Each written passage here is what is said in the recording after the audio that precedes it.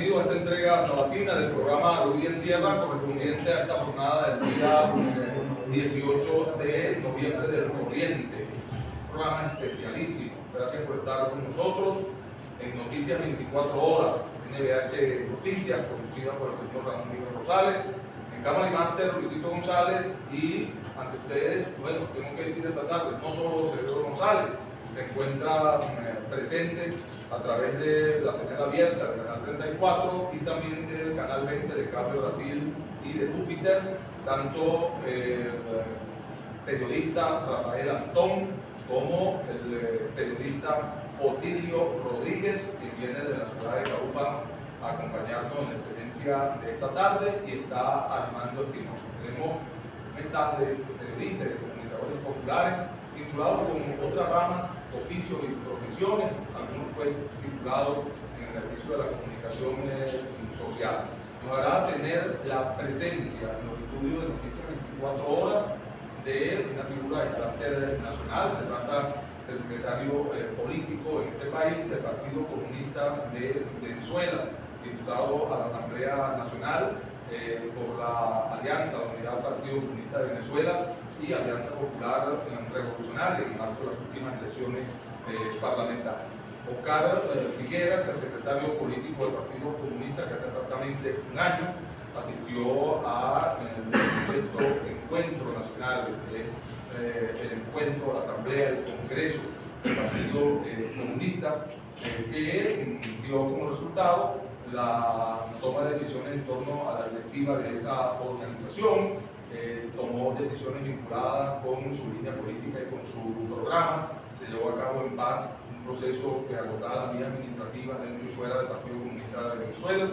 No se creía que iba a tener pues, grandes inconvenientes. Sin embargo, pues sabemos lo que ha ocurrido a nivel del TSJ y de otros personeros, asuntos que seguro trataremos esta tarde. Pero también el ambiente, el contexto global, un mundo en guerra, un mundo en constante confrontación, un mundo con un sistema que es el capitalismo en crisis al más alto nivel, a nivel del paroxismo. La guerra convencional apenas es una somada de bienes, de muela sobre lo que está ocurriendo, y es la situación política, económica, social, electoral, anímica de un pueblo que ha entrado en un callejón bien interesante, por peligroso, por delicado, por generar descontento, zozobra, pero también ansia, ganas y disposición para las transformaciones, para la táctica política bien hilvanada al más alto nivel, y de cara a lo que han sido los hechos de este año, sobre todo de la confrontación político-electoral del próximo año, no es sino pertinente, agradable y necesario que nos encontremos con un personaje representante de una organización como el Partido Comunista de Venezuela, el diputado Oscar Figueras, para meterle al análisis, esperemos y seguro que así será, de alto quilate, de buen aporte, de buenas propuestas, de buena crítica. Bueno, le damos la más cordial bienvenida a esta ciudad primogénita, a esta fiera que cumple una agenda entre el día de hoy 18 y mañana domingo 19, acá en la capital sucrense, también a Rafael Antón, a Armando Espinosa y al amigo Otilio Rodríguez. Muchas gracias por estar presente con nosotros. A partir del momento del primer saludo del diputado Figueras, abrimos todas las posibilidades para que planteemos acá en este espacio nuestras inquietudes, puntos de vista, interrogantes sobre la perspectiva que tiene el Partido Comunista de Venezuela en torno a los aspectos mencionados y mucho más que nos pueda alcanzar el tiempo para eso. Buenas tardes, diputado, bienvenido a NBH, ¿qué pasa? Buenas tardes, José Gregorio.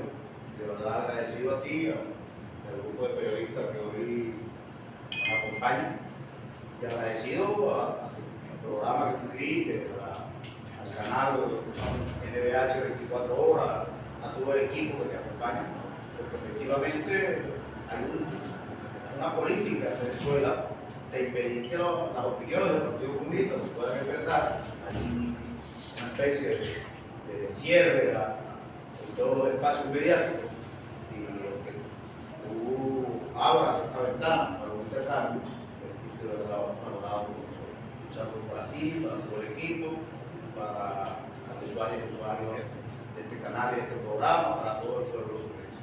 Bueno, está también acá en el estudio el abogado Luis Reta, secretario político Nacional del Partido Comunista acá en esta entidad, está otro miembro del Comité Central del Partido Comunista, el profesor Carlos Sánchez Padrón, y valerosos compañeros miembros tanto del Comité Regional, del CRE, como de organismos celulares y locales, como está Raúl Rivero. Armando Espinosa, bienvenido, gracias por estar con nosotros. Tienes la palabra, hermano. Bueno, muy buenas tardes, gracias José Gregorio por hacerme esta diferente invitación que retribuye la que tantas veces me retribuye con el programa de radio Reporte Semanal los domingos de 3 a 5 de la tarde, Valga la Cuña, por Radio Primavera 106.1 FM. Bienvenido al diputado Oscar Figueres, gracias.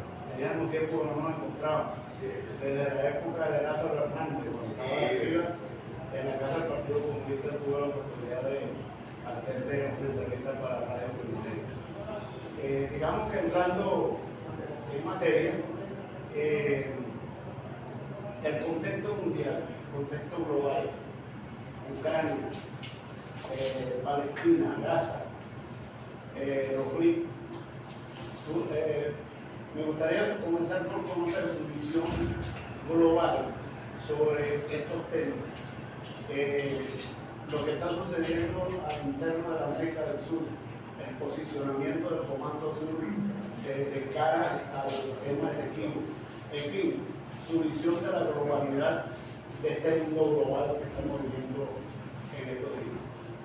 Bueno, la visión que nosotros tenemos en el Partido Comunista de Venezuela se inscribe en un análisis que parte de considerar que en el contexto actual se profundizan las luchas, se profundizan las confrontaciones entre las clases sociales y también entre las diversas potencias que integran el sistema mundial, el sistema del capitalismo mundial en su fase imperialista, y que esa profundización de las contradicciones de clases por un lado y también entre las grandes potencias tiene que ver, por un lado, con la ofensiva del capital que intenta disminuir la caída de su tasa de ganancia por una mayor explotación de la fuerza de trabajo, pero también de la naturaleza y de los avances científicos técnicos por un lado, y por otro, de la disputa que hay entre las grandes corporaciones transnacionales de los países que les sirven de asiento en una confrontación por un nuevo reparatorio.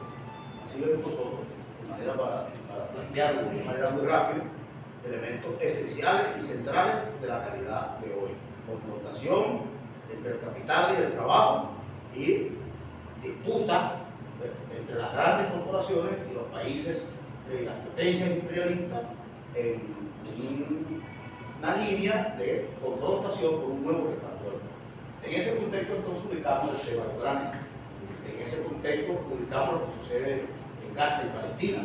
En ese contexto ubicamos lo que acontece en América Latina, en esa gran confrontación mundial, en esa disputa entre las grandes corporaciones y en esa confrontación de los trabajadores y las trabajadoras frente a la ofensiva del capital. Podríamos decir que ese es el contexto en el que nosotros ubicamos los acontecimientos del día. Ucrania, por decir algo, alguien dice la guerra de Rusia y Ucrania, nosotros decimos la guerra que se está desarrollando en Ucrania. No es entre Rusia y Ucrania, es en el territorio de Ucrania, donde participa efectivamente Ucrania. Pues hay una confrontación geopolítica donde está presente de manera directa la OTAN, junto a Ucrania. Y por otro lado, Rusia, también con sus aliados. Y eso tiene que ver con problemas de ruta de comercialización, tiene que ver con presencia de riquezas que se disputan. No es un problema de territorio, así meramente, un problema del territorio por lo que significa el territorio en cuanto a espacios donde existe riqueza o por las cuales transitan procesos de intercambio. Y por eso que nosotros consideramos que lo que sucede en Ucrania tiene que ver con esa confrontación interimperialista e intercampista. No es un problema nada más que es un problema de confrontación geopolítica, donde se deriva también ese conflicto de disputa por una nueva distribución del mundo, por un nuevo reparto del mundo en términos de comercio. Y cuando nos vamos a otros escenarios, por decir el Medio Oriente, nos encontramos que en el fondo lo que existe es eso, una confrontación por el control de la riqueza de esos territorios. de la ruta de comercialización. Y en Palestina, donde se está ejecutando hoy una masacre contra el pueblo palestino, aprovechamos la oportunidad para hacer llegar y reiterar nuestra solidaridad con el pueblo palestino y para condenar la política de apartheid, de terrorismo, de masacre, de genocidio, de exterminio del pueblo que se desarrolla el Estado sionista de Israel. Y lo dejamos claro, el Estado sionista de Israel. No estamos hablando de los judíos en general, no estamos hablando de una ideología, que es el sionismo, que es una ideología racista, expansionista, colonialista, que sectores, no sectores, pues no habría que decirlo, que el gran capital utiliza y quiere en Israel una fuerza de colonización en esa región del mundo. Y la destrucción, el genocidio, la liquidación del pueblo palestino tiene que ver también con la disputa de la riqueza. Bueno, como todos sabemos, frente a Palestina se han descubierto en el mar importantes yacimientos gasíferos. Pero ¿quién lo quiere controlar? ¿Cómo es posible que le impidan al pueblo palestino, a su sociedad, acceder a la riqueza que está en su propio territorio? Se la quieren apropiar transnacionales, las corporaciones económicas vinculadas al capital imperialista mundial.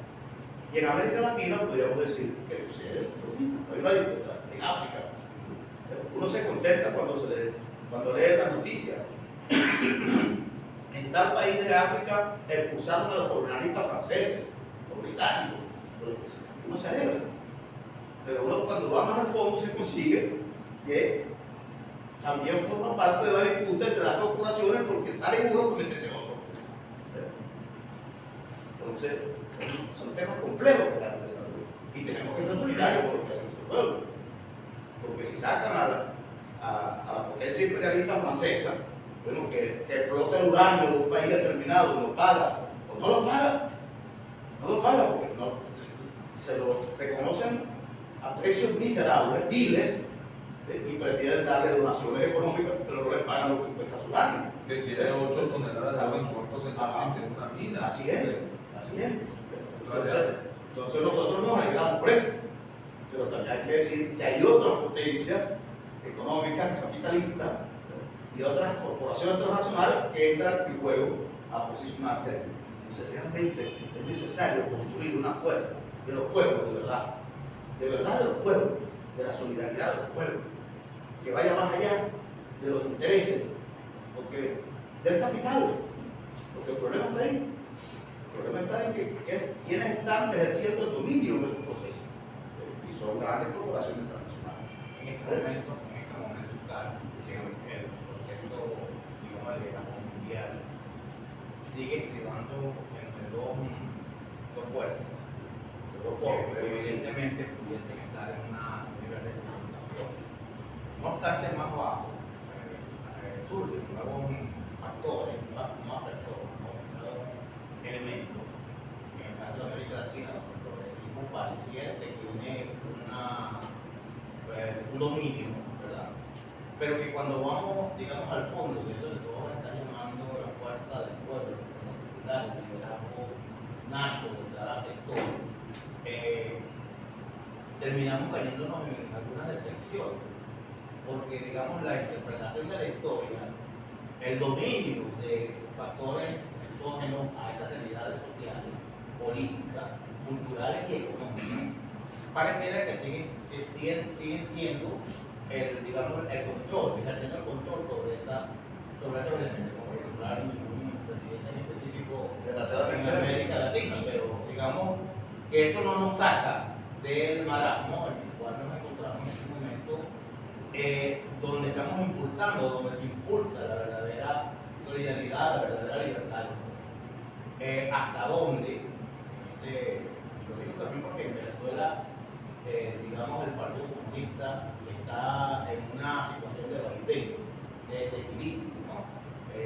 Un partido que hasta ahora aparentemente no tiene una identidad electoral, y eso de alguna manera para la percepción del ciudadano común, digamos, entra en la duda de qué va a pasar con esa identidad electoral del Partido Comunista, por lo cual evidentemente no se plasma en concreto cuál es el camino a seguir a ese resultado. Empezando por lo último, en vez de venir de lo más general, como tú lo planteaste, lo particular, voy a empezar por lo específico, el Partido Comunista. Bueno, nosotros sí tenemos una identidad clara. Nosotros decimos en el Partido Comunista, nuestra línea de acción es enfrentar los dos polos responsables de la catástrofe nacional. Es una línea clara. ¿Cuáles son los dos polos para nosotros de la catástrofe nacional? Son los dos polos burgueses que se disputan el poder y expresan intereses, ambos polos de carácter neoliberal, contrarios a los intereses del pueblo venezolano. Porque, y no lo decimos nosotros, lo que yo voy a, o sea, no empezamos a decirlo nosotros, lo decimos nosotros hoy también, pero lo empezaron a decir ellos cuando señalaron los sectores que ejercen hoy la dirección del Estado venezolano y del gobierno, señalaron que ellos expresan los intereses de una famosa burguesía revolucionaria. ¿Qué es lo que tomamos nosotros? Que de verdad son burgueses. Revolucionarios no son, pero sí son burgueses. Los revolucionarios es un adjetivo para intentar, ¿cómo diríamos?, bajarle 2 o 3 o 4 al hecho de que ya no son lo que en un comienzo fueron cuando llegaron los chavos, que hoy son otra cosa. Entonces, ese sector que está en el gobierno para nosotros expresa los intereses de una fracción del capital que también está alineada con intereses transnacionales. Y el otro sector, el de oposición, de derecha, también expresa los intereses del capital tradicional que también está alineado en una relación internacional con el gran capital. Entonces, frente a esos dos polos, nosotros consideramos que esos dos polos son responsables de la catástrofe nacional. Uno por cómo han llevado la política desde el poder y otro cómo también han llevado desde la oposición una política contraria a los intereses del pueblo venezolano, porque mientras esto aplica una política porque tiene control del aparato, todas las estructuras del Estado, una política contraria al pueblo venezolano y al desarrollo nacional, los otros apelan a poderes internacionales para afectar la economía de la sociedad venezolana. Entonces nosotros decimos que es necesario construir desde el campo popular, desde el campo de los trabajadores y las trabajadoras, desde el campo de los sectores campesinos, de la intelectualidad, de las mujeres, de la juventud, etcétera, de la diversidad de los sectores del pueblo, construir una opción que tenga capacidad de enfrentar a ambos polos del desastre nacional. Nosotros tenemos una línea definida. Nuestra línea definida es que no estamos dispuestos a acompañar ni al polo burgués capitalista que está en el poder, ni al polo burgués capitalista que está en la oposición. Pero tenemos una clara definición. En ese sentido, el gobierno ha puesto una agenda. La agenda del Estado es, digamos, parte de una vanguardia en este momento, que ha eliminado prácticamente cualquier otro tipo de acción político partidista de todos los lados. Entonces, ¿y por qué hacemos esta aclaratoria? Porque desde distintos ángulos se intenta crear la matriz de que el Partido Comunista, que confronta la política del gobierno, lo que tiene planteado es ir a apoyar a María Corina Machado. Y eso no es verdad. Por eso dejo bien claro que este primer aspecto del problema. No está planteado que el Partido Comunista apoyara a ninguno de los dos polos del desastre nacional, sino trabajar por construir una opción que proponemos sea victoriosa en el 2024, pero si no es victoriosa desde el punto de vista de obtener la presidencia de la República, haya logrado avanzar en un proceso de acumulación que la convierte en una fuerza social, política, cultural y también electoral, capaz de seguir acumulando fuerzas en la lucha por los intereses de los trabajadores y del pueblo venezolano. Esa es la línea que estamos trabajando. Entonces, eso en primer lugar. Vamos a ir a lo más general. Lo más general es el tema de América Latina, como señalaba. Y en América Latina, nuestra apreciación es, ¿cómo decirlo? Para graficarlo rápidamente, porque yo sé que los tiempos no permiten grandes disertaciones que contextualicen. Entonces, tendríamos que decir, ustedes me tendrán que preguntarme para yo ampliar, que el llamado progresismo es un fraude a los pueblos de América Latina. Esa es nuestra apreciación. El progresismo es un fraude a la esperanza de los pueblos de América Latina. Porque el progresismo cuando ustedes lo analizan en profundidad, se consigue que el progresismo, al final, expresa en una tendencia socialdemócrata, reformista. Y las tendencias socialdemócratas reformistas que ya la hemos vivido en nuestro país, con ADE, con COPEI y ahora también con los cruceros, en el gobierno actual, son proyectos que tienen un techo. ¿Ves? Y cuando llegan a ese techo empiezan a hacer crisis, porque los pueblos demandan profundizar las transformaciones y el techo programático que tienen estos gobiernos progresistas no les permite profundizar las transformaciones. Una de las acciones del progresismo es que pugnan por la revolución, pero progresivamente, lentamente, mientras el capitalismo va violentamente, Claro. o sea, con paso lento. No, y el progresismo se sustenta en lo que antes, en lo que ya hemos vivido antes, en un proceso de reforma que no toca la esencia de la sociedad, que es el dominio del capital. No lo toca. Mira todos los procesos. ¿Qué han pasado en todos los procesos? El que más avanzó aquí fue Chávez. Bueno, murió Chávez y los que llegaron a lo que se propusieron de verdad fue revertir, porque se había avanzado con Chávez. Nuestra percepción no es la crisis externa, es la crisis general de la sociedad venezolana ciertamente, pero también el plan político de revertir lo que se había avanzado, porque al revertirlo llegaba como sucede, pudiéramos decir, poner un ejemplo, una casa, bueno, trabajamos en la casa, nos despiden a la mayoría de nosotros, los recursos que tenemos no los utilizamos para el desarrollo de un proyecto X, empezamos a comernos los reales, llega un problema que no tenemos reales, entonces hay que vender la mesa. Entonces todo el mundo, aunque esa mesa sea muy histórica, vamos a llegar a la conclusión, como necesitamos comer, venda la mesa. Y mañana vendemos la casa, pero pues lleva un estado de crisis que justifique la privatización de la economía. Que el Estado tiene que ser reducido, pero que el Estado debe crear las condiciones solo para que el capital funcione, pero que hay que reducir los salarios de los trabajadores y las trabajadoras para que venga la inversión, para que se recupere mucho más rápido la inversión del capital. Entonces, empieza a justificar todo el plan histórico al servicio del capital y no de los trabajadores. Entonces, en América Latina, el progresismo, nuestra apreciación, se ha convertido en un fraude a las esperanzas de los pueblos y su fracaso está llevando a que insurjan corrientes de ultraderecha en el continente. Es el fracaso del progresismo. Aquí también está Otilio Rodríguez, conocido periodista, comunicador social variado. Así que y si no logramos levantar desde el campo popular, si no lo logramos levantar,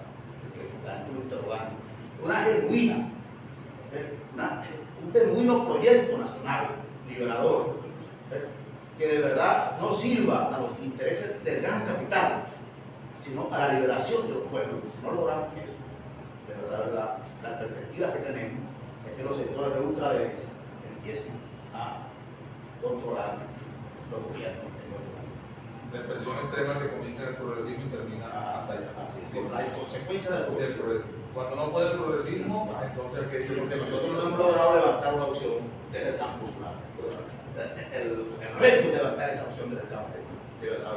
Decía que está con nosotros Otilio Rodríguez, conocido periodista pariano, sobre todo pues, en las calles de Carupa, han hablado de ese pueblo que lo he visto inmenso como comunicador social, y le damos pues la bienvenida en particular a Enrique Cumaná esta tarde. Gracias de verdad a la gran familia de NBH y este pueblo tan maravilloso como es Cumaná, la primogénita del continente americano. Bienvenido. Gracias. Bienvenido. Bueno, mi pregunta es la siguiente. En el marco de este mapa de rutas conflictivos de diferentes regiones del planeta, donde asoma la posibilidad que se inicie un proceso de negociación condicionada, porque es un alivio de sanciones condicionado, lo considero yo, de Estados Unidos con Venezuela. ¿Cómo usted observa este proceso de alivio de sanciones para entrar en una nueva etapa de negociación para comprar el petróleo venezolano? ¿Cuál es la visión del diputado Oscar Figueroa en relación a este nuevo proceso condicionado de sanciones de aliviar para comprar el petróleo? Porque ¿cuánto lo va a comprar Estados Unidos más fácil y más cercano si no es Venezuela? Lo primero que yo diría es, si yo tengo una fortaleza y tú necesitas tener acceso a esa fortaleza, eso significa que yo tengo un poder de negociación. Porque tú requieres lo que yo tengo. Entonces, si tú requieres lo que yo tengo, lo correcto es que yo tengo un poder de negociación, no permita que tú violes mis derechos. Si tú no estás dispuesto a respetar mis derechos y a respetar las normas y el marco constitucional, que es el que determina mis derechos, bueno, yo no te debo permitir que tú hagas lo que te dé la gana en un territorio. Eso es lo primero que yo diría. Pues sí, se necesitan eliminar las medidas coercitivas unilaterales. Nosotros lo inscribimos entre quienes hemos rechazado y condenado las medidas coercitivas unilaterales denominadas sanciones que los países imperialistas y otros países del sistema capitalista han aplicado contra el pueblo venezolano, contra el gobierno, y que afectan a nosotros. En primer lugar, decir eso. Hay que considerar que cuando uno tiene una postura crítica al gobierno, entonces, bueno, deja de ser consecuente lo que ha venido diciendo históricamente. Nosotros hemos señalado que sí hay unas medidas que le han hecho daño a nosotros. Y hemos también pasado a considerar que el problema uno de los problemas que se nos presenta en el país es que está destilando la luz, esas medidas coercitivas unilaterales, el gobierno no las enfrenta para nosotros, no las enfrenta con una propuesta programática revolucionaria, sino que la propuesta la asume con una propuesta política y económica que lo que hace es beneficiar a los propios sectores que son aliados que tienen con las sanciones por su poder, y en consecuencia avanza el peso de las sanciones sobre los hombros de los trabajadores. Entonces, eso tengo que decirlo porque si no lo digo también soy inconsecuente con nuestro balance. Rechazamos las sanciones, pero consideramos que la manera en que el gobierno enfrenta esas sanciones, con políticas de disminución del salario, con políticas de flexibilización de las relaciones laborales, de liquidar las prestaciones sociales, de eliminar las convenciones colectivas, de impedir el funcionamiento de las organizaciones sindicales, solamente para hablar del campo laboral, sino en el terreno del desarrollo productivo,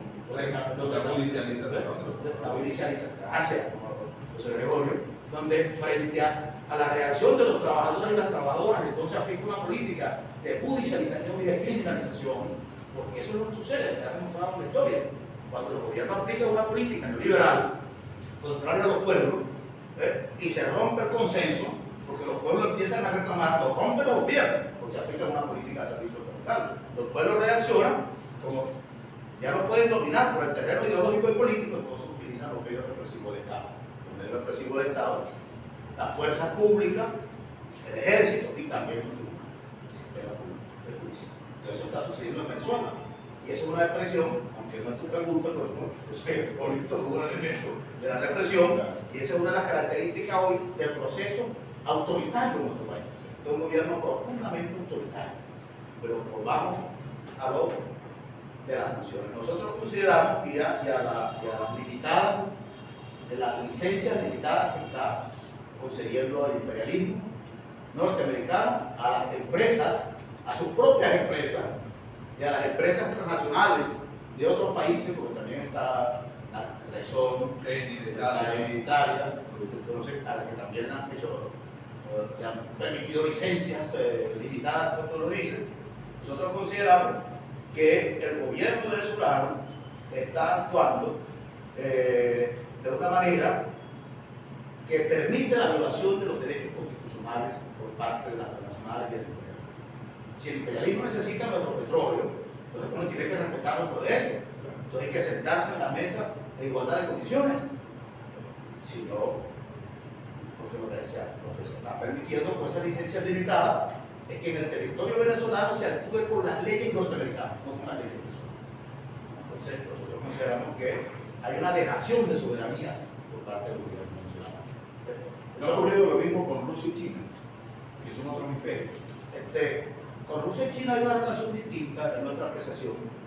Con Rusia y China como gobierno. Claro. Pero cuando tú vas al tema de las grandes corporaciones, las grandes corporaciones rusas y China están casi, creo, exigiendo las mismas condiciones que ha aplicado el gobierno norteamericano para las la licitación, la licencia. La licencia es el mismo rostro de todo. Porque son las corporaciones. Claro. Ellos no tienen otros intereses que los de la acumulación. Y los procesos de acumulación se dan en la misma medida que profundizan la explotación del trabajo, que es el que produce riqueza, la explotación de la naturaleza, que es lo que produce riqueza. Entonces, profundizar esos dos niveles y hoy también la explotación del desarrollo científico y tecnológico, que también acelera los procesos de producción de riqueza. Acordando que entre esas grandes potencias que tiene el Oriente Occidente no hay diferencia en cuanto al sistema. Es una lucha entre capitalismo con sus variedades. Por eso decíamos al comienzo, como ustedes vieron al hablar del contexto, que hay una confrontación entre grandes corporaciones transnacionales y los países que le sirven de sostén por un nuevo reparto del mundo. Exactamente lo que entonces aquí podríamos, claro, no vamos a entrar por detalle. Entonces nosotros decimos, exigimos el levantamiento de las medidas coercitivas unilaterales, de las llamadas sanciones. Consideramos que lo correcto es llamar las medidas coercitivas unilaterales, porque quien puede aplicar sanciones es quien tiene un derecho de hacerlo. Y un gobierno extranjero no tiene derecho a aplicar sanciones a otro país, porque son medidas coercitivas unilaterales. Entonces, nosotros condenamos eso, lo rechazamos y consideramos que el gobierno venezolano ha entrado en una ruta de negociación que le permite a las transnacionales y le permite al gobierno norteamericano la violación de la soberanía de nuestro país. Que hay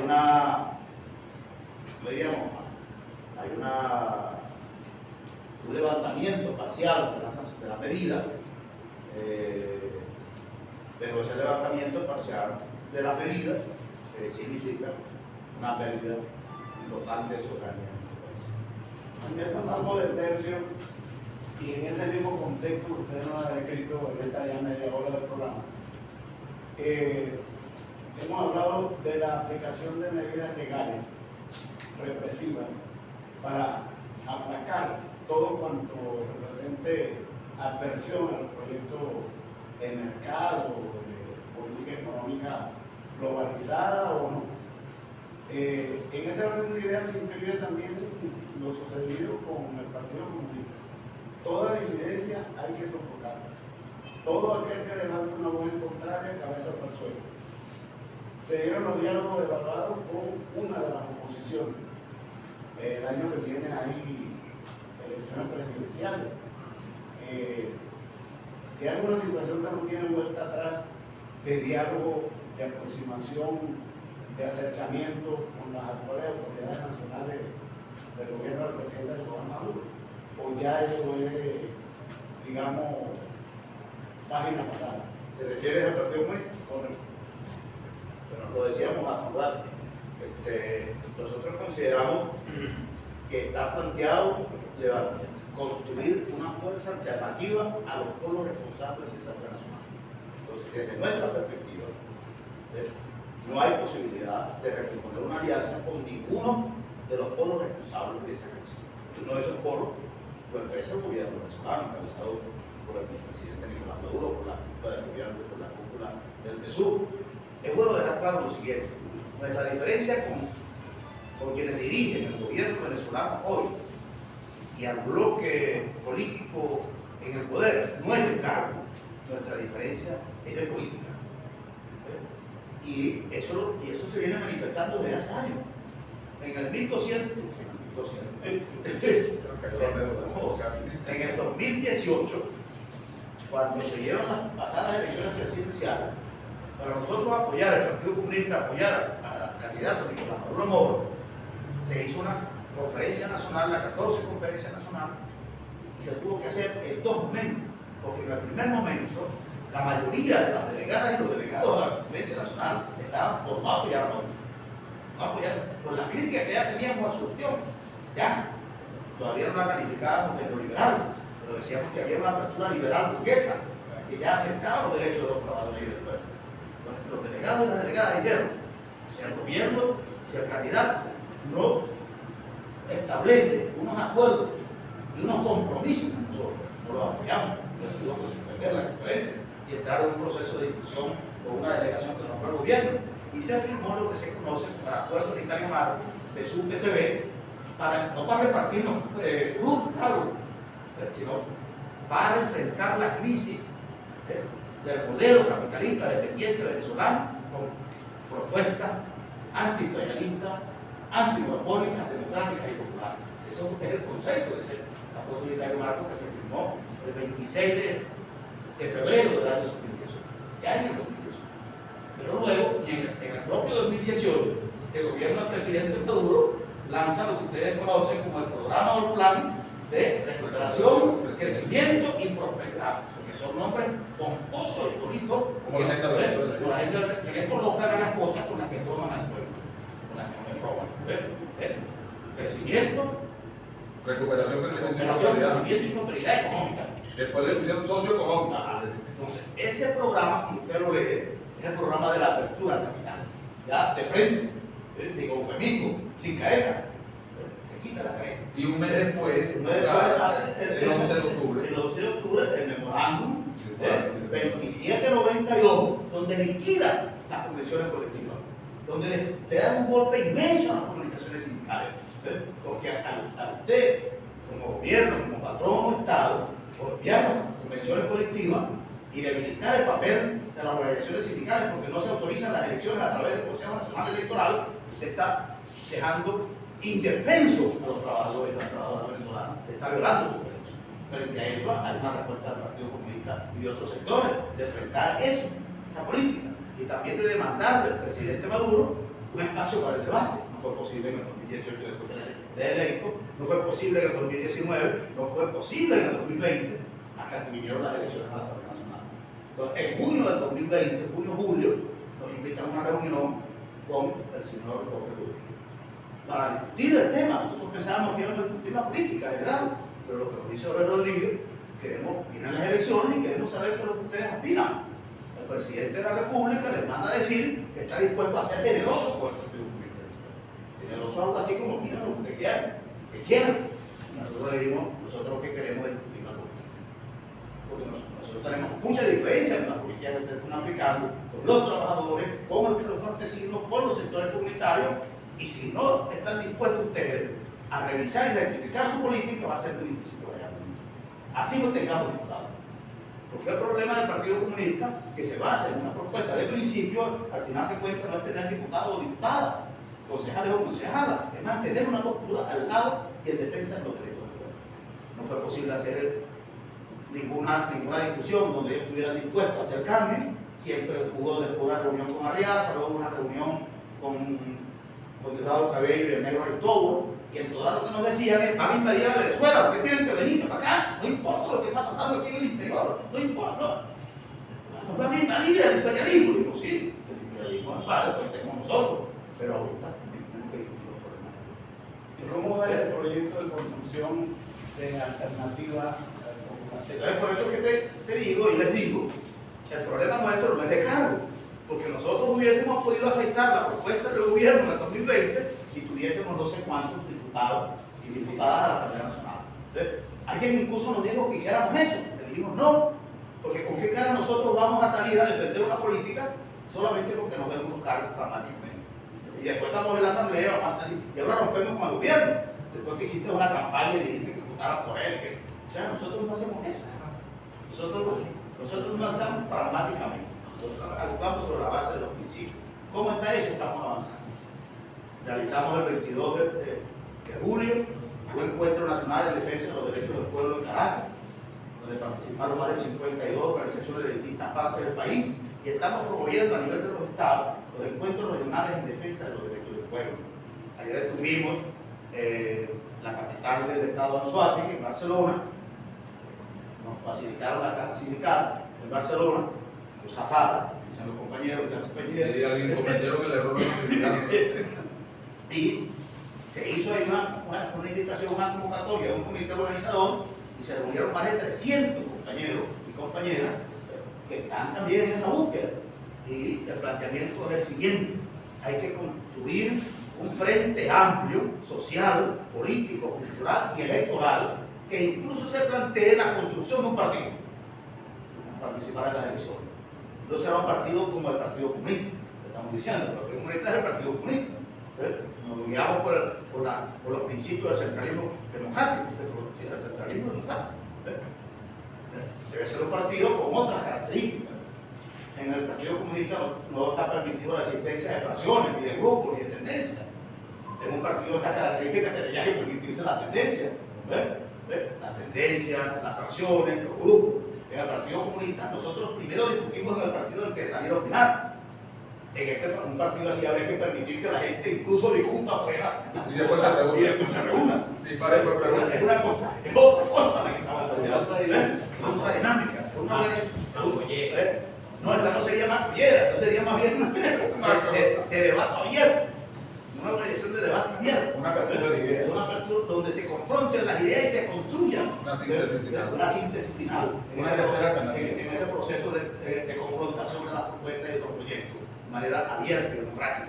Entonces, donde converjan las distintas corrientes. Tuvimos ayer con María Alejandra Vía, allá en Barcelona, que es una de esas personalidades que algunos sectores vienen también presentando como posible candidata a la presidencia de la República. Nosotros hemos dicho que el Partido Comunista no tiene candidato a la presidencia de la República ni candidata, porque nuestro papel fundamental es ayudar a reagrupar la fuerza. Entonces, esa línea es la que estamos utilizando dos grandes líneas de acción. La línea que hemos denominado de impulsar la amplia unidad de acción, obrero, sindical, campesina, comunera y popular, donde nos juntemos todos los que estemos dispuestos a defender los derechos de los trabajadores y del pueblo, independientemente de cómo pensemos, independientemente de nuestra ideología, pero coincidimos en defender los derechos democráticos, sociales y culturales de nuestro pueblo, como llamamos un sindicato. ¿Qué hacemos en un sindicato? En un sindicato no le pedimos a nadie la ficha de militancia política. Usted es adepto, es copellano, es comunista, es pesubista, es masista. No, en un sindicato compromete a los trabajadores y las trabajadoras, al margen de su militancia ideológica y política. Entonces, hoy está planteada una unidad de acción de esas características, donde converjamos todas y todos quienes estemos dispuestos a luchar por el salario, a luchar por las prestaciones sociales, por un salario digno según el artículo 91 de la Constitución, a luchar porque se respeta la Constitución. Parece mentira, pero hoy una gran reivindicación de la sociedad venezolana es que se respete la Constitución. La Constitución está siendo violentada en todas sus partes por el gobierno del presidente Nicolás Maduro Moro. Esa Constitución del 99, que algunos llaman la Constitución de Chávez, pero no es de Chávez, es la Constitución del pueblo venezolano. La votamos en un referéndum. Y Chávez fue el factor fundamental de su formulación, pero una Constitución está siendo violentada. Entonces, todos los que coincidamos en esa dirección de defender los derechos, nosotros decimos, vamos a la calle conmigo a defender esos derechos. No es lo mismo en el terreno político electoral. En el terreno político electoral nos vamos a coincidir con quienes defiendan los intereses del gran capital con un proyecto neoliberal. Asisten en el gobierno o asisten en la oposición. Ahí tenemos un límite. Porque es otra cosa. Ahí necesitamos un programa común que va más allá de las reivindicaciones sociales. Un programa común que tiene que ver con cómo construir o reconstruir este país. Realmente reconstruir este país. Porque ha sido destrozado este país. Ha sido destrozada Venezuela. Cuando vemos la educación, la salud, cuando vemos los derechos laborales, cuando vemos la situación en el campo, cuando vemos el sector de las empresas estratégicas, de las empresas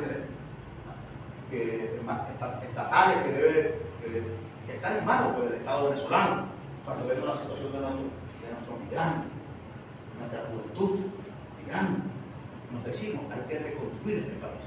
Y este país no se debe, pensamos nosotros, en el Partido Comunista y en ese grupo de organizaciones que están participando en el espacio de encuentro nacional en defensa de los derechos del pueblo, que este país no se debe reconstruir sobre la base de una política neoliberal de quienes están en el gobierno o de quienes estén en la oposición, sino sobre un proyecto nacional, liberador, que tenga en cuenta los derechos de todo el pueblo, y no solo y fundamentalmente los derechos del capital, sino los derechos del pueblo trabajador venezolano. Y donde, obviamente, las riquezas que sí existen y se han demostrado, ¿qué es eso de esos 23.000 millones de dólares? Dicen que fueron 3.000, después dijeron que eran 23.000, después dijeron que podían llegar a 30.000, después cerraron el chorro para que no se supiera si eran más de 30.000. Pues que no, esos dineros no existían, ¿dónde estaban? ¿Qué sucede con eso? Y todo eso tiene que ver también con la llamada ley antibloqueo, que nosotros denominamos la ley de la entrega y el saqueo, bueno, donde se permite una opacidad tal, una oscuridad tal para administrar los ingresos del país, y esa oscuridad lleva a formas de apropiación delincuencial También de los gustos de la riqueza del país. Venezuela tiene dinero, Aquí hay que enfrentar, ¿verdad?, también el bloqueo, pero también hay que enfrentar el saqueo de quienes gobiernan el país y de quienes son oposición. Porque así como hay un saqueo de quienes gobiernan el país, no podemos olvidarnos del saqueo económico, físico, de quienes están en la oposición. Entonces, no puede ser la reconstrucción del país con ninguno de esos dos polos que han destruido a nuestro país, responsables de la crisis. Tenemos que construir una fuerza alternativa, una fuerza distinta, una fuerza que surja del cambio. Estamos conversando la tarde de hoy en este espacio a través de Noticias 24 Horas con el diputado del Partido Comunista de Venezuela, de la Alianza Popular Revolucionaria, Oscar Figuera. Se encuentra con nosotros Armando Espinosa, Otilio Rodríguez, mi persona, conduciendo el espacio, y también el periodista Rafael Antón. Vamos a permitir que Rafael también plantee perspectivas sobre otros temas que están sobre el tapete. Es un espacio que diría que Aquí no yo te tengo un espacio de más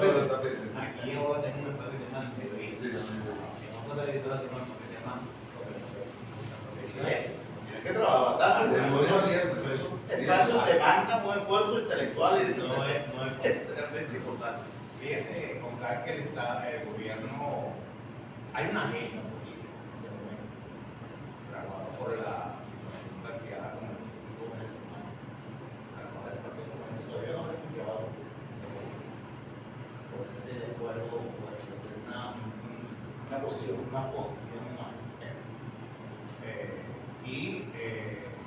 esa agenda evidentemente está desplazando cualquier otra narrativa en la que está.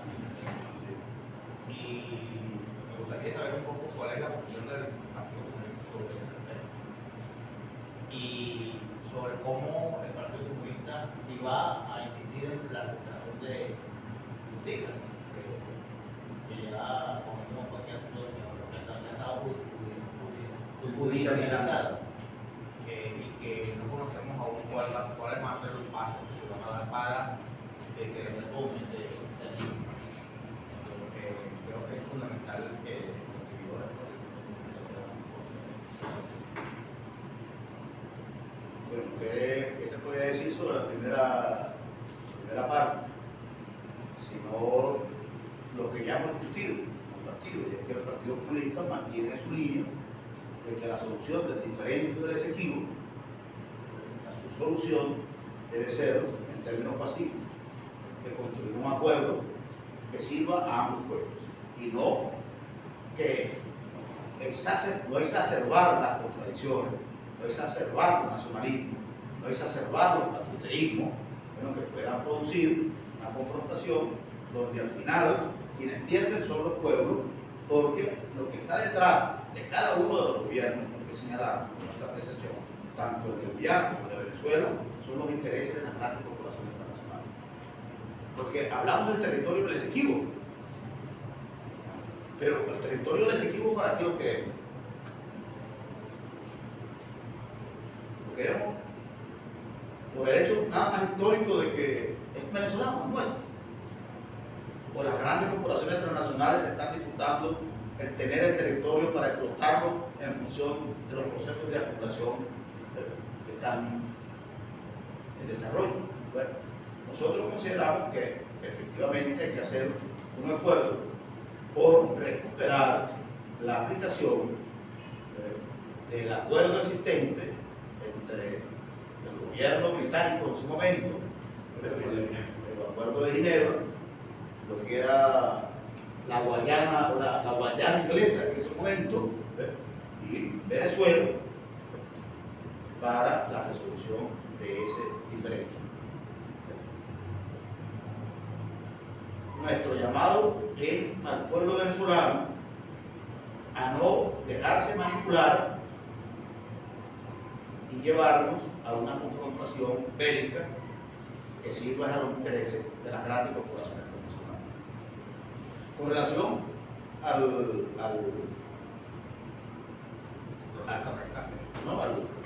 referéndum consultivo que está planteado para el 3 de diciembre, la opinión nuestra hasta ahorita, eso sigue en discusión, porque esto es un debate muy complejo, así como se da en el seno del pueblo, también se da en el Partido Comunista, en no pronunciarlo ni llamando a votar ni llamando a no votar, sino que llamar al pueblo a reflexionar y a tomar cada quien su decisión. El que quiera votar, que lo haga. El que no quiera votar, que no lo haga, ese es su derecho. De hecho, el Consejo Universitario de la Universidad de Oriente, que no tiene un pueblo de comunista, acaba de utilizar esa misma. ¿Ah, sí? Porque nos parece que es lo más democrático. ¿Ves? Lo otro es una imposición a la gente. Aquí no estamos eligiendo a alguien. Aquí estamos asumiendo una posición sobre algo que además ya está bastante claro. Y es que mucho de lo que dice el referéndum está ya contenido en la Constitución. Igual que hay duda de que el Esequibo es venezolano. ¿Alguien tiene duda? Porque si hago un referéndum para consultar si defiendo algo, porque puedo tener dudas si es de uno, lo va a defender. ¿Ves? ¿Alguien tiene duda de eso? No tiene. Eso está en la Constitución. ¿Alguien puede estar de acuerdo con que se ceda parte del territorio? Y lo vamos a consultar en un referéndum. La Constitución dice que no se debe. Entonces, ¿por qué lo vamos a consultar? Definitivamente, esto es un acto político del gobierno. Un acto político del gobierno que tiene como objetivo intentar construir una falsa unidad nacional en torno al gobierno. Entonces, eso hay que tenerlo claro. Sin embargo, también hay que analizar el hecho de que lo que sucede en el referéndum puede significar un mensaje. Puede significar fortalecer o no fortalecer las posiciones de Venezuela en el diferendo del vecino. El gobierno venezolano, porque esto es una decisión de la Asamblea Nacional, pero sabemos que es una decisión de la alta dirección política, es una decisión de Jorge Rodríguez, una decisión de la cúpula dirigente del gobierno y del PSUV. El gobierno, la cúpula dirigente ha colocado el tema en una situación muy complicada, porque si aquí una amplia mayoría del pueblo no va a votar, ¿cuál es el mensaje que se daría? Sería muy malo desde el punto de vista de la defensa de una causa que está dirimida en la Constitución. Entonces, ese es el tema. Cada quien debe hacer su reflexión y hacer la opción que considere, votar o no votar. Y si vota, también tiene que decidir cómo lo hace. Si vota por, como dice el gobierno, 5 sí, o vota por 2 sí y 3 no, o vota por 3 sí y 2 no, o por 1 sí y 4 no, o por 4 sí y 1 no. O sea, el pueblo tiene derecho a asumir las opciones que considera. Hay cosas que gozan, que incluso son hasta contradictorias. El gobierno venezolano dice que se debe aplicar el acuerdo de Ginebra. El acuerdo de Ginebra dice que en ese territorio no se debe hacer nada si no es aprobado. Entonces, ¿cómo tú vas a consultar si creas un Estado? Entonces, cuando tú creas un Estado, es porque tú vas a tomar posesión de ese territorio. Entonces, ¿qué pasa si se autoriza crear el Estado? ¿Qué se está autorizando? ¿El gobierno a mandar al ejército y a las Fuerzas Armadas a tomar el territorio? Para poder de verdad ejercer la soberanía. O un Estado en el que no va a haber soberanía. O un Estado ficticio, solamente que le sirve a los objetivos políticos de alguien, en el cual no se ejerce la soberanía. Sería un nuevo fraude. Pero todo eso está en la discusión. Y todo eso debe tenerlo en cuenta cada ciudadano y cada ciudadana al momento de decidir qué hacer.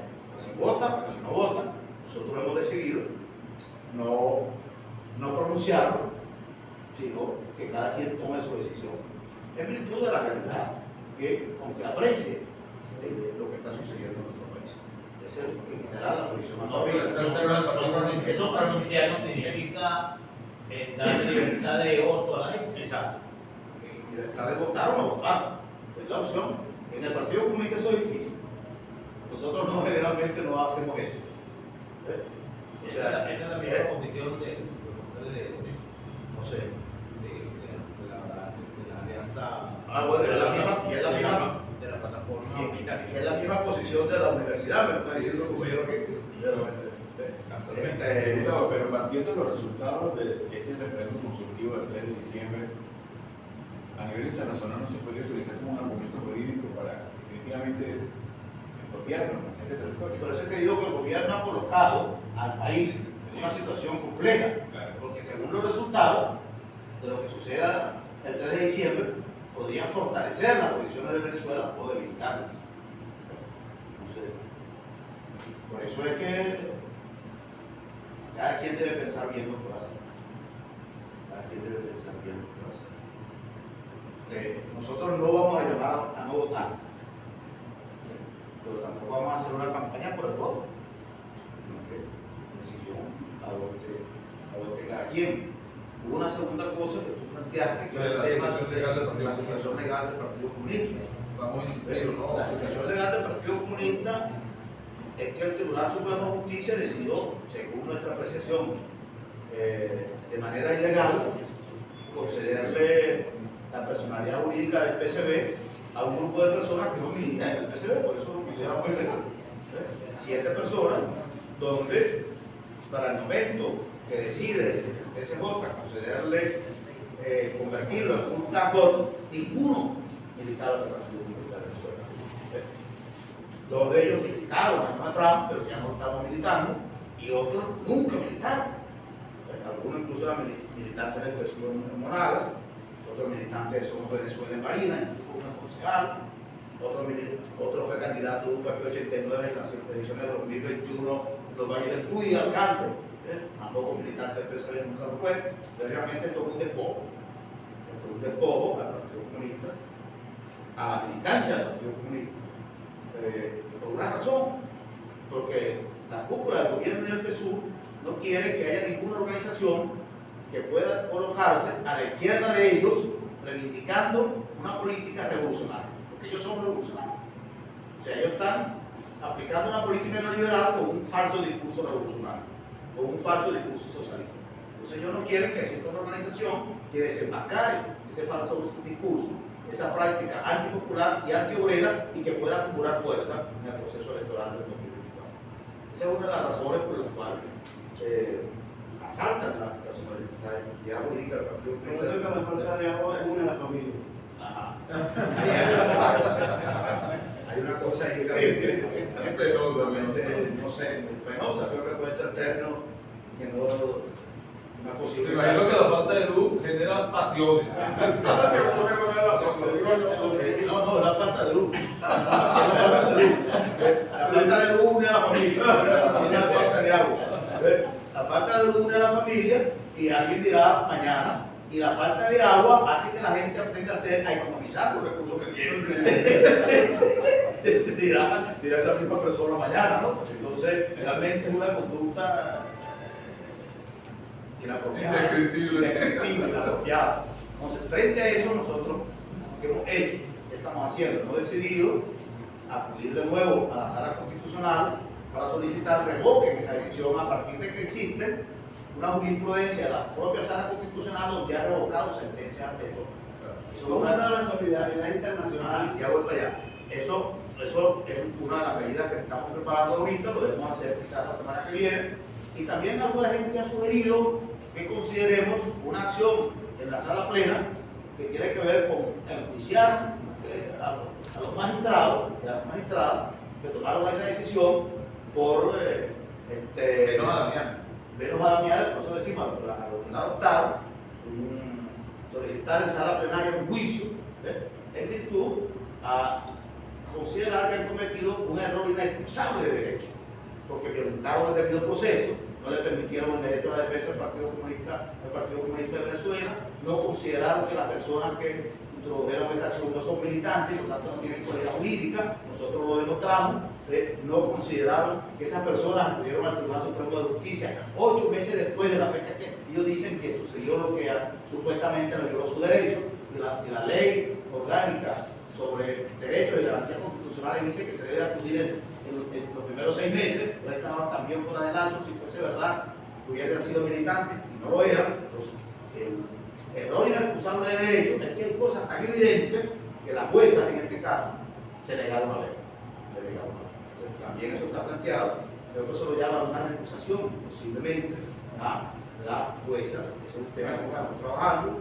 Y también hay un grupo de abogados internacionales, Brasil, Chile, España, México, Estados Unidos, que se han ofrecido para formar un equipo internacional incluso para identificar dónde acudir a nivel internacional para exigir que restituya los derechos de la militancia del Partido Comunista de Venezuela. Eso es lo que estamos haciendo en el terreno legal. Y además, en el terreno político, la solidaridad de los partidos comunistas a nivel mundial ha sido realmente importante, aun cuando allí hay distintas corrientes. El movimiento comunista internacional hoy no es una sola corriente. Hay sectores que se identifican mucho con el llamado progresismo, y bueno, y les cuesta mucho incluso pronunciarse a favor del Partido Comunista de Venezuela. Y hay partidos que tienen funciones de gobierno que privilegian las relaciones de Estado que la solidaridad internacional es un principio, el internacionalismo proletario es un principio del Partido Comunista de Venezuela. Entonces, hay una gran solidaridad internacional, pero también hay organizaciones que están trabajando por legitimar a esa dirección fraudulenta y mercenaria que estableció el Tribunal Supremo de Justicia. Nosotros estamos conscientes de eso. Hay una nueva fase de la ofensiva del gobierno intentando, utilizando distintos mecanismos, ofrecimiento de dinero, ofrecimiento de cargos, ofrecimiento de que van a encabezar la lista en las próximas elecciones al Consejo Legislativo y a la Asamblea Nacional, ofrecimiento de financiamiento de proyectos para intentar quebrar la fuerza de la militancia del Partido Comunista de Venezuela. Y lo más seguro es que siempre conseguirán a alguien que se quebrará. Pero la gran mayoría de la militancia del Partido Comunista, estamos convencidos, se mantendrá firme. Y junto a eso estamos empujando la lucha política y social.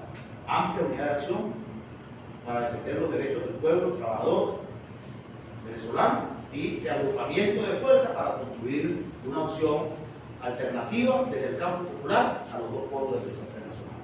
Y para poder, como no tenemos tarjeta, también está en una discusión hasta dónde construir un frente amplio, social, político, cultural y electoral que se plantee construir un partido no tradicional, sino un partido muy amplio de tendencias y de corrientes, donde puedan converger los distintos sectores, pero que hoy no tienen expresión y se identifican con ninguno de los dos polos del desastre nacional. Porque también estamos empujando en todas esas direcciones el plan político con diversos sectores sociales, culturales y políticos del país. ¿Sería María Alejandra Díaz una candidata a la presidencia?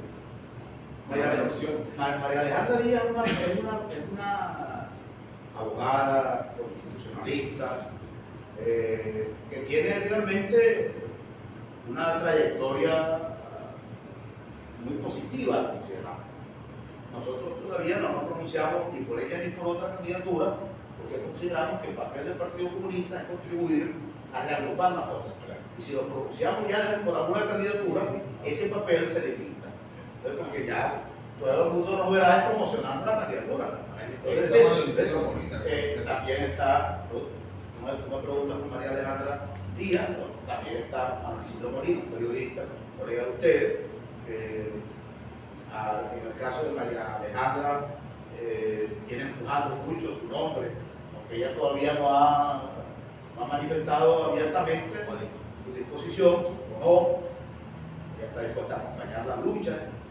Quizás los compañeros del denominado Bloque Histórico Popular vienen impulsando su nombre, y el de Manuel Isidro Molina, los compañeros del Movimiento Popular Alternativo, el MPA, también vienen promoviendo su nombre.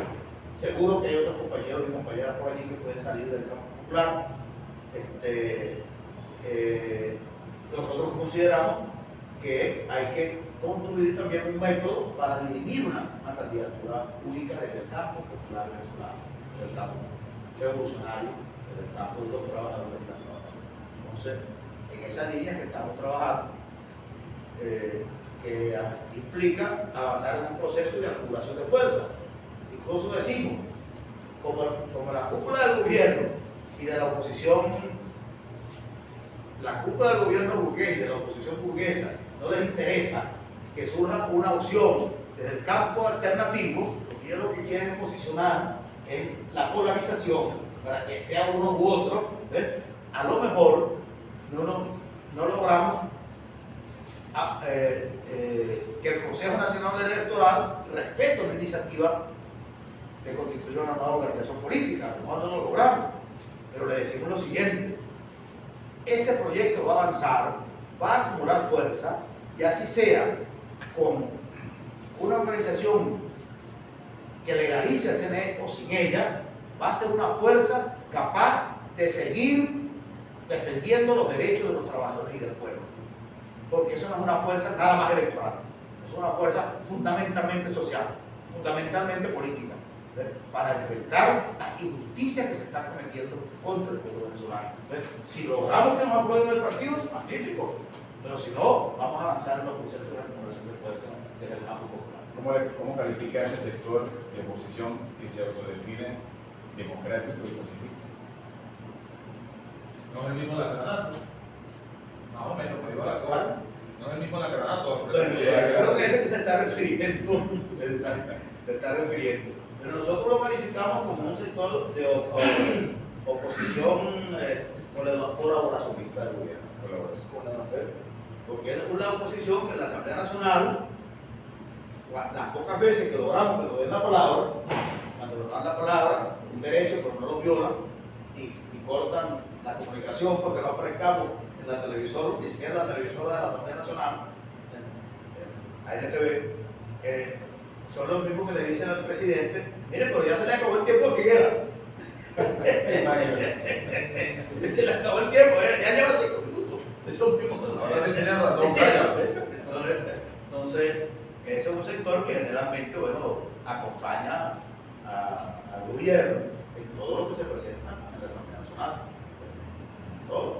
Y ahorita formo parte del llamado de este encuentro por la paz, Congreso por la paz, que realizó el gobierno, el presidente Maduro, donde vemos claramente cómo se expresa el nuevo pacto de él.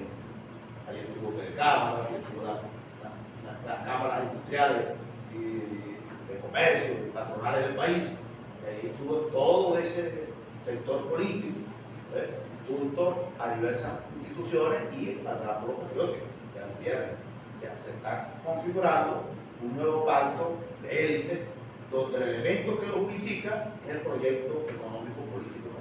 Y el proyecto político económico es las zonas económicas especiales, la liquidación de los derechos de los trabajadores, para flexibilizar las relaciones laborales, para hacer, para bajar el precio de la fuerza de trabajo, más de lo que ya está, y permitirle a los inversionistas extranjeros o a los corruptos nacionales que no hayan donde llevarse los reales para el exterior, meterlos en las zonas económicas, para lavar la corrupción, bueno, y también explotar a los trabajadores y la riqueza nacional. Entonces, frente a eso, es necesario levantar un proyecto desde el campo popular. Armando, para que defina de alguna manera Bueno, la experiencia. brevemente me gustaría preguntarle sobre su visión sobre las elecciones primarias de la oposición. ¿Cuántos votos fueron? Si usted tiene ese dato, que usted viene de Caracas. ¿Y cómo ve el tema de la inhabilitación de María Corina Machado? Ahorita hay presiones desde el gobierno norteamericano porque supuestamente se habló, no se habló, quedó por debajo de la mesa, que si iban a habilitar a María Corina y a otros candidatos. ¿Cuál es su perspectiva al respecto? Ok, participación en la primaria, el tema de María Corina, yo le quiero agregar algo interesante. ¿Están con ustedes $15,000 de bono?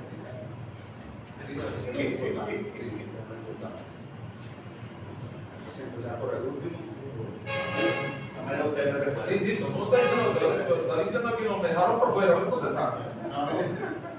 Hace un tiempo atrás, esa pregunta se nos presentó, no sé si fue un programa de radio o de televisión. Porque en años anteriores también han dicho lo mismo, no sé si la misma cantidad, pero vienen. Y nosotros lo respondimos. Y lo respondimos además porque también eso lo estaban diciendo en un programa de televisión. Mario Silva dijo, no respondió, sino que dijo, pregúntale a Figueroa. Entonces, creo que él pensaba que yo le iba a decir lo que yo sé. Lo que se trata, una de las cosas que se trata de hacer en este proceso, o en este gobierno, es crear una sociedad de cómplices. Tú no puedes decir nada porque tú también eres parte Tú de eres la parte de la cosa, entonces tú no debes decir nada. Porque si tú dices algo, pero tú también vas a quedar embarrado. Entonces se trata de eso, que es una sociedad de chantaje, de complicidad. Nosotros dijimos lo que vamos a decir hoy. El sueldo de un diputado de la Asamblea Nacional, el sueldo, después hablo de otra cosa, de un diputado de la Asamblea Nacional es de 520 bolívares mensuales. Ese es el sueldo. Con eso que le van a pagar las prestaciones sociales a los diputados de la Asamblea Nacional. 520 bolívares mensuales. Esos 520 bolívares mensuales, luego de reducido los impuestos, las cosas, quedan en 208 bolívares la primera quincena y 264 porque la segunda quincena. La diferencia de ser aceptativo es una cosa distinta. No, entonces, pero hay un bono que pagan a través del sistema Patria. Es un bono que llaman que ustedes productividad. Asiduidad, productividad, una cosa así. Productividad y Responsabilidad de información. Sí, de la Responsabilidad de información. corresponsabilidad y productividad. Corresponsabilidad, sí. Y formación. De la alta jerarquía. Que le pagan a funcionarios de alto Confianza. de alto nivel, que dice aquí. De confianza y nómina especial. Y que yo no sé si eso es lugar para todos, pero que en el caso mío, de Oscar Figuera, recibo por ese bono una cantidad que oscila entre $650 y $690. Más o menos así voy. Se cocina de un mes a otro. Por Esto es eso- importante porque por el- nadie habla de eso. por el sistema tabú. por el sistema Patria. ¿Sabes? Párate y camarada, ¿por qué nos enteramos los venezolanos de eso hoy en tal y no nos enteramos un primer día? Porque hasta para eso hay opacidad, etcétera. Lo que hay opacidad. Sí. Y porque obviamente. Con eso nadie se compra un Ferrari que la última vez que aparecieron las cifras era $71,000. No, pero obviamente un ingreso de ese tipo es superior Es a lo que muy gana superior, cualquier claro. trabajadora venezolana, ¿verdad? Entonces me imagino que hay vergüenza en decirlo. A mí no me da vergüenza porque ese sueldo yo no me lo quedo. Sí, Partido Comunista. Ese sueldo, una parte importante queda en el Partido Comunista de Venezuela y nos ayuda a cumplir las tareas del partido. Pero a mí no me da vergüenza. Al que se lo coge para el solo le da vergüenza. Porque $698 es un ingreso alto en este país. Nosotros, un 50% de manera directa va a la finanza del partido, otro porcentaje va a tareas ya acordadas también, que quedan en el caso mío unos $100 para las tareas acordadas. Bueno, yo vivo en Caracas y me quedan $100 para mi movilización nacional y mi alimentación, y a mi familia van $150. Más o menos así es la distribución de ese dinero. Yo no tengo vergüenza en decirlo, porque si yo me lo quedara todo, yo diría un poco real a alguien solo. Pero no. Pero el sueldo promedio de un venezolano debería ser $300,000. Eso debiera ser el sueldo promedio de un trabajador venezolano. O sea que lo que está pasando, 450, $500. lo que está pasando no es que el tío esté alto, sino que lo van a tapar. Sí, claro, así mismo. Importante que vaya. Sí, sí. Pero es bueno que se sepa eso. Yo no sé si eso me traerá problemas en la asamblea. O si otros están recibiendo algo superior, No sé si igual alguien, diputado no sé si alguien está recibiendo algo superior. Bueno, por Jorge Rodríguez, ¿cuánto recibe Jorge Yo Rodríguez? no creo que nadie esté recibiendo algo inferior. No, No lo creo. porque tú debes ser piso, tú debes ser piso. Yo debo usar el piso. Yo debo usar el piso a piso. Pero el pueblo debe saber eso. Debe saberlo. Y yo me imagino que cuando el compa de la hojilla, Mario Silva, dijo, pregúntale a Figuera porque pensaba que yo no iba a decir esto. Yo iba a decir, no, 520, hay más nada, no más nada. No. Y mañana, entonces quedar como un mentiroso. Y mañana, entonces, poderme chantajear. No, vale. Si pudieran hacerlo, ya lo hubieran hecho. Ya lo hubieran hecho. Y ese es el problema de ellos. El problema de ellos es que yo hago una chaquetita. Porque yo no puedo decir más nada de ellos. Yo no puedo decir que yo me robo unos reales, yo no puedo decir que yo vendí a un trabajador en una convención colectiva, yo no puedo decir que yo traicioné una lucha. El problema de ellos es, mira ese tipo, no se cambia la chaqueta. Por favor. Y ese es el problema que tiene. Yo le he dicho, regalen una otra chaqueta.